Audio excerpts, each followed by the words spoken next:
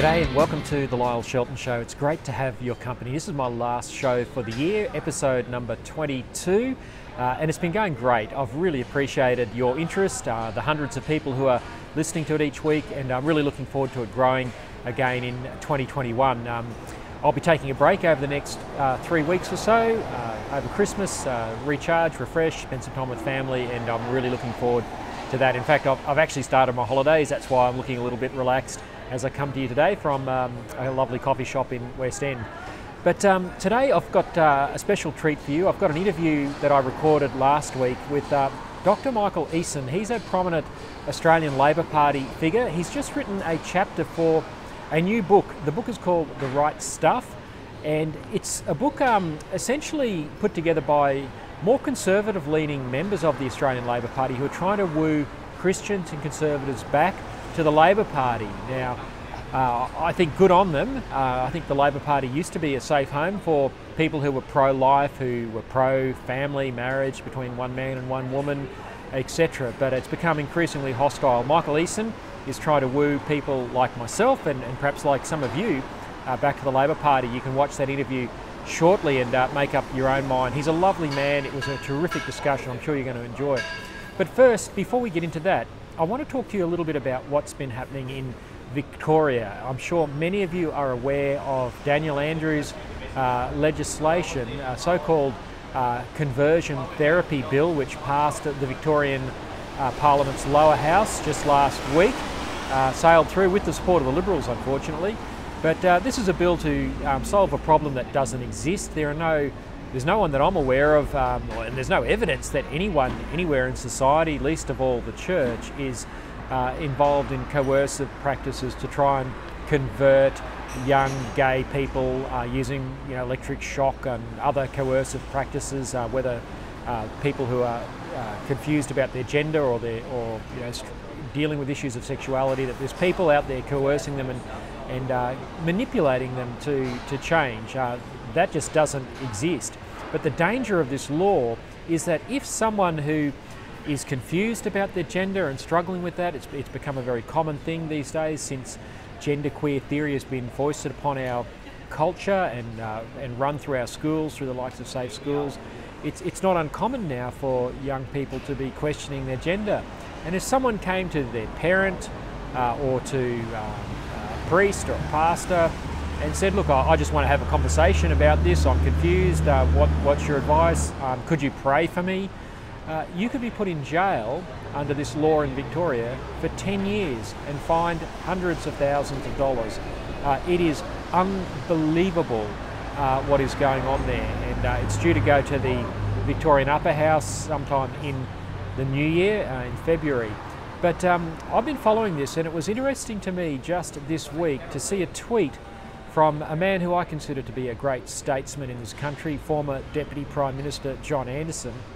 This is what John Anderson tweeted out just a couple of days ago. Have a listen to this. I'm going to read it. He says, "A law before the Victorian Parliament seeking to outlaw parental, therapeutic or religious discussions on issues of sexuality and gender is the biggest threat to our democratic freedoms in Australia's entire legislative history." Did you catch that? The biggest threat to our democratic freedoms in Australia's entire legislative history. Now, this is not some, Christian activist with their hair on fire saying this. This is former Deputy Prime Minister John Anderson. Now, since he tweeted that out, I've been doing Google searches just to see whether or not the mainstream media are picking up on this. This is a comment by a respected statesman in our country on a piece of legislation that's before a state parliament, and he said this is the biggest threat. Now, John Anderson is not someone prone to hyperbole. He's very careful and measured in what he says. But that tweet just gives you an indication of how dangerous this legislation is, that someone of his stature would say this. Now, many of you will know that when myself and others were involved in the same-sex marriage campaign back in 2017, we warned that freedom of speech, freedom of religion, the indoctrination of children, these would all be consequences of the decision of the Australian people to redefine marriage and allow same-sex marriage, because we said that the political activists behind this campaign would not stop with redefining marriage, and of course they haven't. And 3 years down the track, you've got someone like John Anderson saying this is the biggest threat to our democracy. I wish I had better news for you at Christmas time, but I don't. And this is something which should be a matter of prayer and concern for all thinking Australians over the Christmas break, and obviously a campaign that must be taken up with some vigour in the new year. And I know groups like Australian Christian Lobby and others are working on campaigns, so it's something to watch in Victoria. Similar legislation has already been passed here in Queensland, not quite as draconian as the Victorian legislation. I don't think they'll put you in jail in Queensland if you pray for someone who asks for it, but nonetheless, counsellors and medical professionals are in danger if they help someone who comes to them and give them any advice contrary to that which affirms the new gender that they wish to change for. This is pernicious stuff, folks, and it's all in the wake of the recent Tavistock judgment in the UK. You might remember I've talked about that on this show last week. The bombshell judgment from the United Kingdom High Court, which said that children do not have the capacity to provide informed consent to chemical treatment to change their gender, like puberty blockers, cross-sex hormones, which have irreversible side effects, and of course surgery. So the UK has now recognised that what these gender clinics are doing, what programs like Safe Schools are teaching children is harmful. They've said so effectively in a High Court ruling, yet here in Australia, Daniel Andrews is pressing on with laws to actually criminalise anyone who helps someone who comes to them seeking help and advice. So this is pernicious stuff. It's no wonder John Anderson has tweeted what he's tweeted. Watch this space. This is going to be something that is going to be a big battle over the next little while.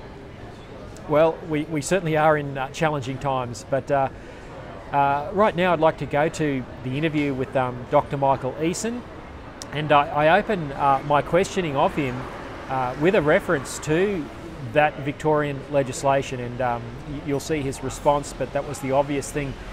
Here's a man wanting to woo people back to the Labor Party, yet the Labor Party in Victoria is pressing on with this pernicious legislation. So here's the interview. I hope you enjoy, and I'll be back on the other side of the interview with Dr. Michael Eason. Well, I'm joined now by Michael Eason, Dr. Michael Eason AM.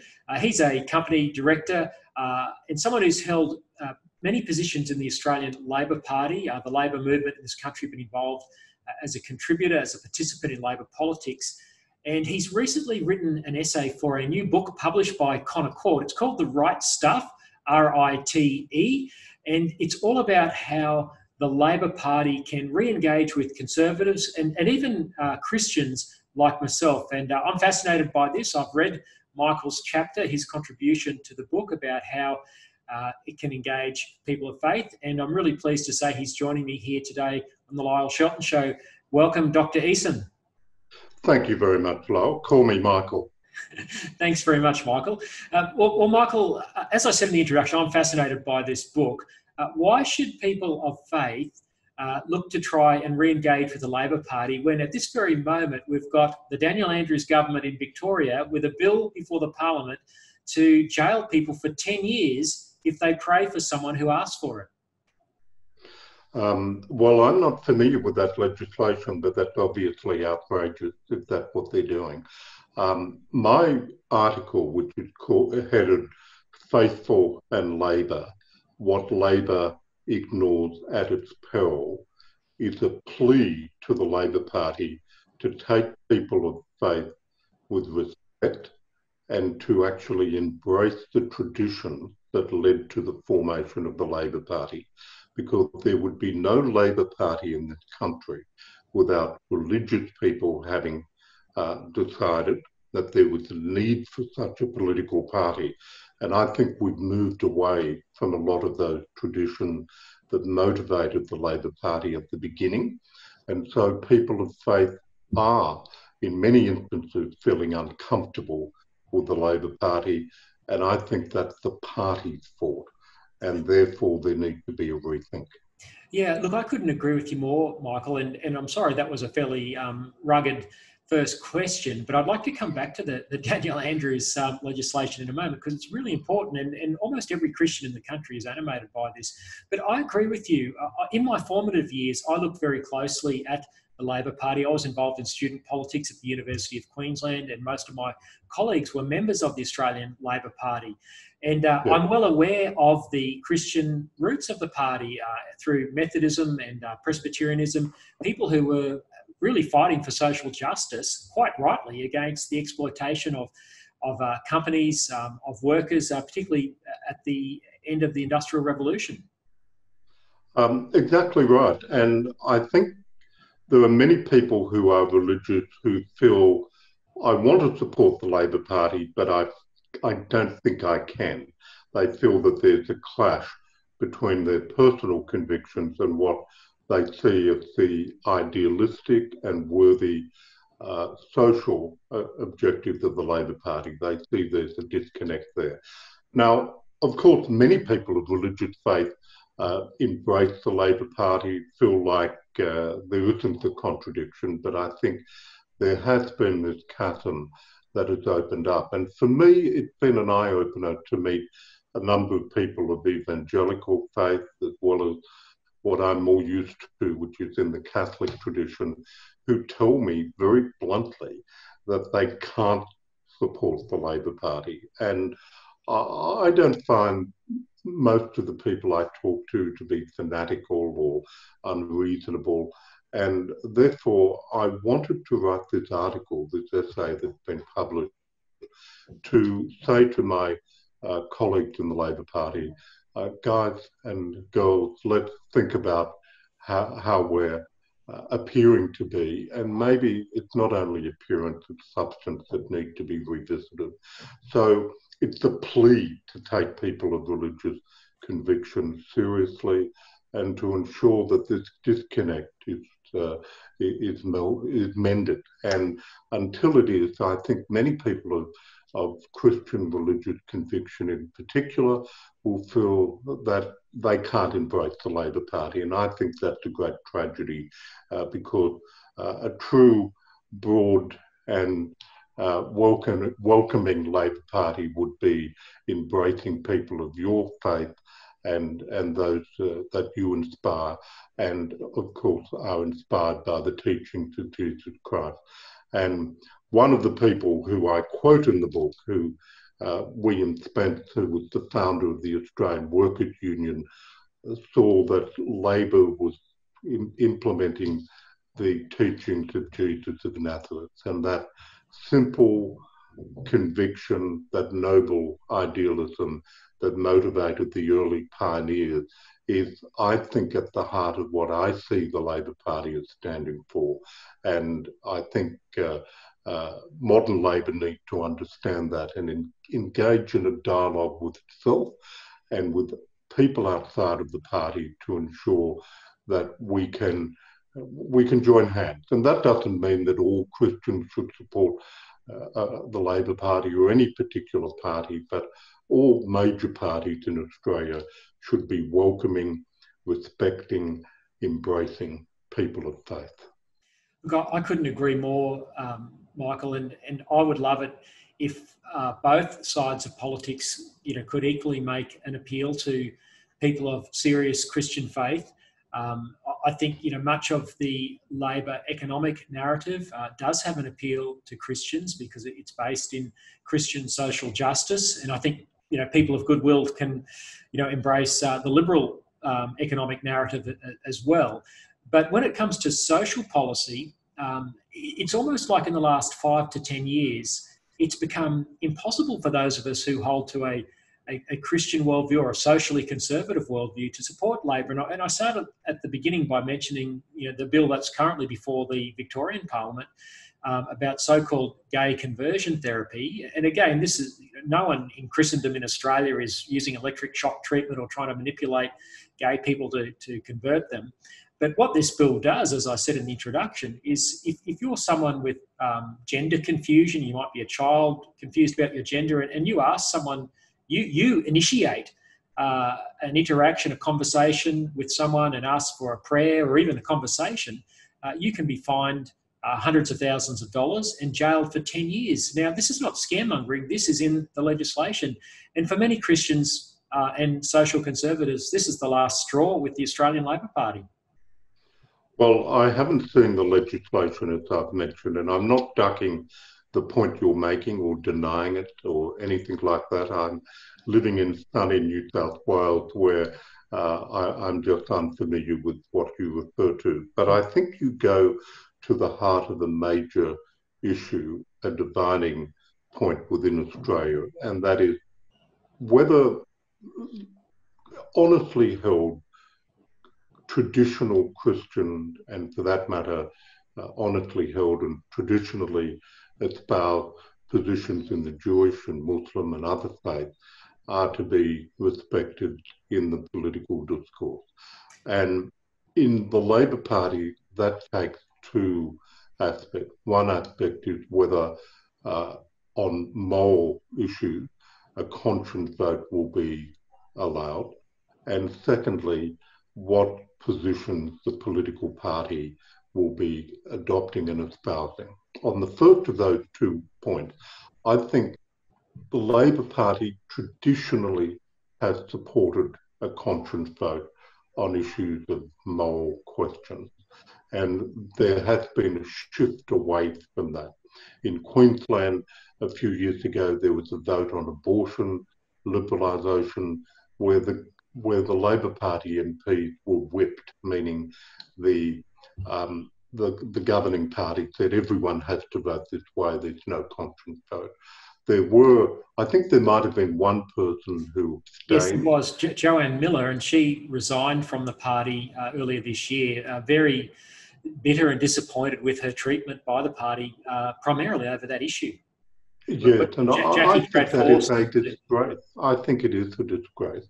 And I think it is a reason why, despite many good things the Labor Party talked about, that this has become a dividing line. And so I personally believe that there should be more votes on conscience, even beyond questions of moral conviction. I support the kind of approach that the British Labor Party and the politics of the United Kingdom adopt, where political parties allow a lot more flexibility and votes of outside of the hardline position. You must follow this position on this adopted caucus line on every issue. So I do favour a bit more flexibility, and I've argued for that elsewhere. Michael, it's great to hear you arguing for that flexibility. Just hearkening back to my time, 10 years as a lobbyist with Australian Christian Lobby in Canberra, and we worked very hard with Labor people, and there was a great many who shared our social values, but I saw a progression over time where in the midst of the, what was really an iconic litmus test issue of same-sex marriage, so many in Labor just like lemmings fell over the cliff and rolled over on that issue, to the point where when the plebiscite finally happened and legislation was presented to the Parliament in December 2017, when a whole raft of freedom of speech and freedom of religion amendments were put up, Labor voted against every one of those. And many in the Turnbull cabinet at the time also voted against them. But Labor as a bloc with the Greens voted against every measure to protect freedom of speech. And it just sent a big message to people of faith and people of conservative disposition that they're no longer welcome in the Labor movement. And I think that viewpoint is disturbing, and it's one reason I wrote my chapter. I have to be honest and say that due to other reasons, I'm no longer in the Labor Party, meaning that I've been a member for 42 years. But one of the positions I hold requires me not to be politically active. But I was asked, could you consider writing this particular article? And I decided it's a plea to the Labor Party more than anything else. But if I I am disturbed by the intolerance that has developed. I understand why most people in the community ultimately voted for same-sex marriage and why the Labor Party has a more liberal position on that issue. But I know... Michael, if Australian people knew what we now know, that freedom of speech and freedom of religion and that children were going to be indoctrinated compulsorily in schools with radical LGBTIQ, gender fluid education, all this is happening now. Penny Wong, straight after the marriage debate, went after Christian schools with a bill in the parliament to take away their right to employ staff who believe what the parent community want for their children. You know, that all happened within months of same-sex marriage being passed. You know, how does the Labor Party come back from here and show people or respond to your plea when they've just been so overtly hostile to the wishes of people of faith? And of course, just to add one other thing, I think they paid an electoral price at the last federal election. Chris Bowen and others have acknowledged that they took a bath in Western Sydney because of the anger amongst Christian, Muslim, the Maronite community about their position, particularly on the marriage issue and the encroachment on religious freedom. I think all of that's right, and I think a lot of this is still to play out. And what I'm saying is that I'm arguing 2 points within the chapter. One is please respect those who might disagree with the mainstream, but legitimately belong in the Labor movement. So that's a plea for respect and tolerance and diversity, particularly diversity, which is a point most people in the Labor Party say they support. But there's a question whether they truly support diversity when it comes to those of honestly held traditional Christian and other religious views. And the second point I'm making is a realpolitik point, and that is, if you're going to exclude the 20% say of the electorate that absolutely diehard support positions of more conservative dispositions on Christian ideas, for example, you will rarely win 50% out of the remaining 80%. So Labor is destined not to win very often if Labor excludes people of faith from feeling that there's a place for them in the broad Labor movement. So I believe the first argument is the winning argument: respect people of moral conviction who truly belong to the Labor movement. But if that's not convincing enough, think about the realpolitik.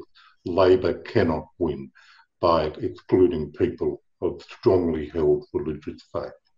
I think that's a really good point that you make in the book. You say that Labor only ever wins elections. It's probably true for both sides of politics, but particularly for Labor, by building coalitions. And Kevin Rudd demonstrated that in 2007 when he did go out there and appeal to Christians. And I think, you know, as someone who is an evangelical Christian, I watched that with great interest. And I saw many social justice-minded believers really flock to Labor, because there's no doubt social justice is a massive part. It goes to the core of the teachings of Jesus, and a political party enunciating that in public policy has a great attraction. And John Black, the great demographer here in Brisbane, recognised that those people in the Bible Belt seats in Brisbane played a key role in the 2007 Rudd slide. But I think what's transpired now in the last 13 or so years with the hostility by many key Labor figures, including Penny Wong, who said, you know, of me, that there's no place in Australia for my views on, you know, children deserving a mother and a father wherever possible. It just makes it really, really hard. And I'm sorry I'm labouring that point, but I love the thesis that you're presenting, but I think it's going to take some strong and courageous voices in the Labor movement to stand up and say, hey, and stand up publicly and say, hey, we need to stop treating people of faith so perniciously.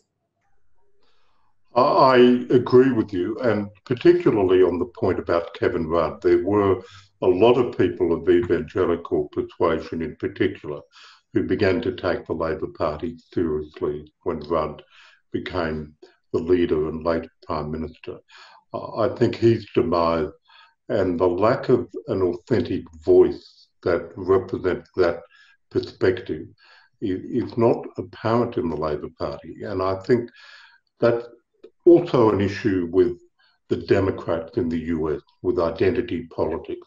My personal view is that it's amazing that someone as odious as President Trump can almost win.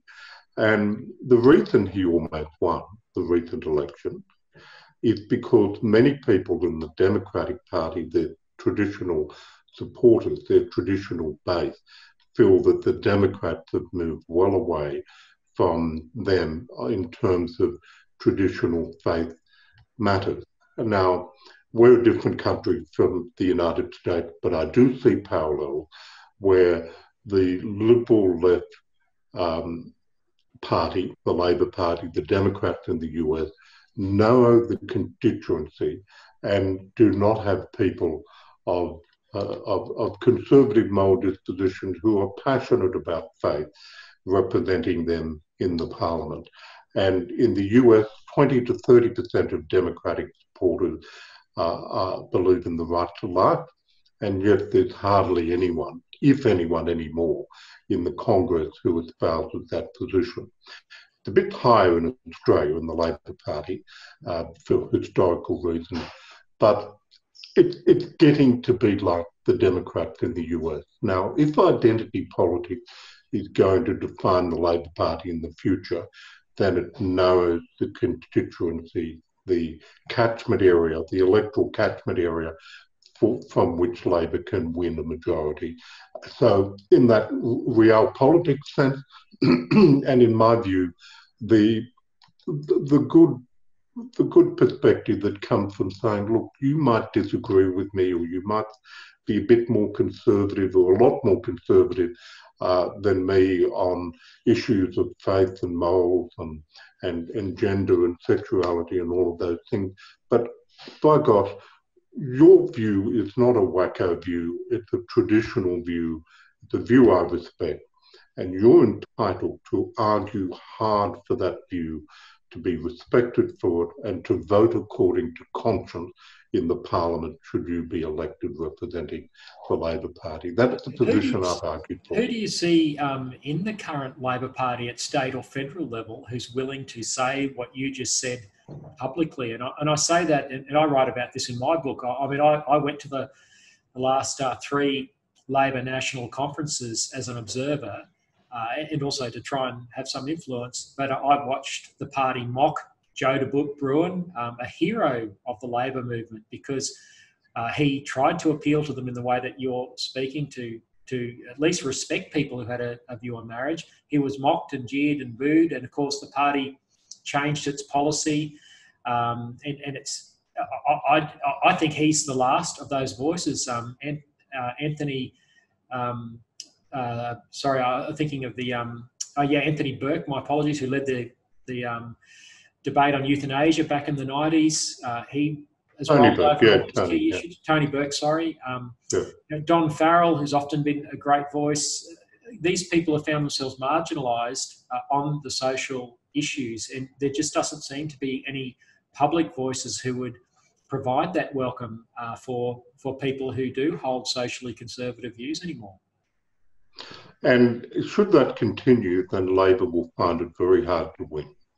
And I quoted Dick Klugman in the book, who was a former federal member of Parliament, a proud atheist, founder of the Council for Civil Liberties in New South Wales. And in one of his speeches in the early 80s, I think, he said, actually, the position of people that I disagree with on abortion is one that I totally respect. Life begins at conception, there's a development, that lead to the formation of a human person, that is an entirely logical and decent argument to uphold. It's a view based on faith. It's also a view that is the kind view about the formation and development of human life and the protection of human life. And that was a very interesting intervention by him. He didn't vote for the relevant legislation that was put up, but he respected his opponent. I only wish that that perspective was strongly articulated by those who disagree with perspectives that you've been identified with. And I also wish that there were people like Joe de Boon and Don Farrell and Tony Burke, as he was when he fought against the euthanasia legislation. And I hope he would still adhere to that position, and I have no reason to suspect he wouldn't, even if he's moved a long way on some other issues. But there is a need for the Labor Party not only to say, I respect you and I think you're a decent guy, a person, and people of all different persuasions are welcome. It'd be great to have a few more voices in the Parliament who can articulate that perspective and indicate to the wider electorate, including evangelical and traditional Catholic and other Christian and other religious positions, actually not only do they respect us, but there are voices that are our voices being heard within the party and elsewhere. I love what you're saying, Michael, and it reminds me of the days when Kim Beazley was the leader. He was someone who would have agreed with everything that you've just said, and there were many others. But I noticed after 10 years in Canberra as a lobbyist, as I said, working very closely with many Labor MPs, those voices have become dim and become marginalised, and many have changed positions. I'm just wondering whether, at this point in time, it's too late for the Labor Party, and whether another social justice party needs to be formed. Could the Labor movement find itself back in the days of the DLP and the split that happened there in the 1950s? Because there genuinely are people who dislike the conservative economic narrative, but can't embrace Labor with where it's gone on social policy. I think it's better to reform the Labor Party than to form another party. It's too hard to do the latter anyway. And one point I mentioned in the book is that recently there's been the formation by evangelicals within the Labor Party of Christians for Labor. And separately, another group has been formed this year, and that is the John O. Johnson Forum, which is named after a person of great religious faith, respected across the political spectrum, including across everyone within the Labor Party and across to the Conservative, to the Liberal Party and so on. And Jono was a former member of the Upper House in New South Wales, and he used to have a saying, keep the faith, both of them, meaning be faithful to religion, to your religious conviction, and be faithful to Labor. Keep them both. And so they're interesting developments. Now, I'm an old man compared to the younger people who are involved in forming those organisations, and I've said to them, happy to be involved on the outside, but please, this is your party now, and you need to run the fight and to articulate the viewpoints that need to be heard. So I take some encouragement from those initiatives. It is a long way back, but the beginning is to understand the problem, and hopefully the chapter I've written in this book helps along that path. No, it certainly does, Michael. I certainly enjoyed reading it, and your mention of John O. Johnson there, I remember meeting him briefly at one of those Labor Party conventions at Darling Harbour before he passed. A friend introduced him to me, and I can see that there were obviously people of great faith in the party, and let's hope that your contribution to the book, The Right Stuff, helps prod the party back in this direction, because I think it's in Australia's interest for both of the major parties to be supportive of people who are of Christian faith and have socially conservative values. So, Dr. Michael Eason, thank you so much for giving up your time to be with me on the Lyle Shelton Show today. And Lyle, like every other author, thank you for reading what I wrote. Pleasure. Thank you. Thank you. Well, that's it for the Lyle Shelton Show for 2020. Thanks so much for being a part of it. Thanks for being part of this growing audience. Thanks also to my good friend Dave Pello and The Good Source, providing a platform for people like myself to get commentary that subverts the mainstream media out to people like yourselves. And I'm so grateful for what Dave and his team of volunteers have done. His new studio in his house is fantastic, and I look forward to bringing you more from his studio and from The Good Source next year. Have a wonderful Christmas. This is the time when we celebrate Christ the King, and that the world has a true King, Jesus. And no matter what's going on in our political realm, we know that there's one who is in control, and he rules over all, and that's what we celebrate, his coming to earth at this Christmas period, the Christ child. So God bless you. Thanks for being part of the Lyle Shelton Show for this year, and I look forward to seeing you again in 2021. God bless you. The Lyle Shelton Show is a production of The Good Source, hosted by Lyle Shelton. To watch, listen to, or read more content without the SJW PC fact filter, visit goodsource.news. Good, SAUCE.news. Become a Good Source supporter for exclusive access to live and unedited interview recordings, including the conversations before and after the show.